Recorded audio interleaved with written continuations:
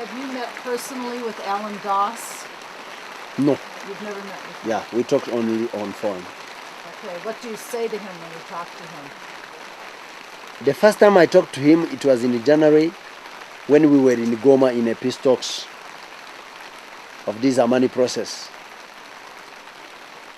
But we were talking when the situation was going on. One day I told him, you are coming off your tanks to ask us to shut our mouth. But Congolese can enjoy today to be a British colony instead of being what we are today. But when I go in the former British colonies, there is infrastructures from the colony, and there were education. But in Congo there is nothing. Education, nothing, infrastructures and so on. That's why I told him, if African countries who were under your colony refused you to continue to colonize them, even if you were doing something, don't think that we are going to oblige us to shut mouths, because we are going to fight. It's a problem of freedom. I gave him an example of South Africa. I said South Africa was under apartheid, and this apartheid was some kind reinforced by your countries. And this so-called apartheid raised South Africa today as the first strong country in Africa, economically and politically. But even though South Africans opposed themselves to apartheid, the first economy in Africa, the 10th in the world, and he is bringing himself to represent Africa in the Security Council. But we in Congo, there is no apartheid. We are not a colony since 48 years. But we are not. The infrastructures brought in South Africa by apartheid are not in Congo. The economy made by apartheid in South Africa is not in Congo. This political power and representation made by apartheid to South Africa is not in Congo. So you are asking us to not fight. No, Congolese can enjoy apartheid. If apartheid will bring hospitals, salary, roads, schools, and raise economy.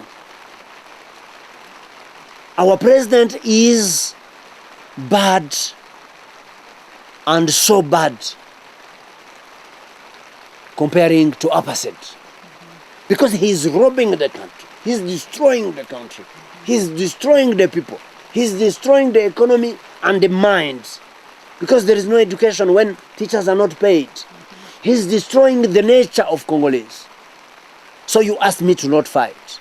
I said to him, bring other tanks and other aviation forces, because we will fight until we will be free. That's the last time I talked to him, when he engaged the MONUC to fight. And I told him, you are engaging MONUC to fight, I'll fight them, because I'm fighting for freedom. And you want me to shut and to be a slave, an economic slavery of China. I'll not accept. I'll fight till I die. Then my brothers will continue to fight, and my elders will fight, and my son will fight. So does China's influence concern you now? Yes, of course. Because we are going now in an economic slavery. If we will accept this Chinese contract, it's the end for Congolese. Yeah, I can say what Congo can expect from the world is to help Congo to be free from this kind of leadership in power in Congo. Instead of bringing so much troop.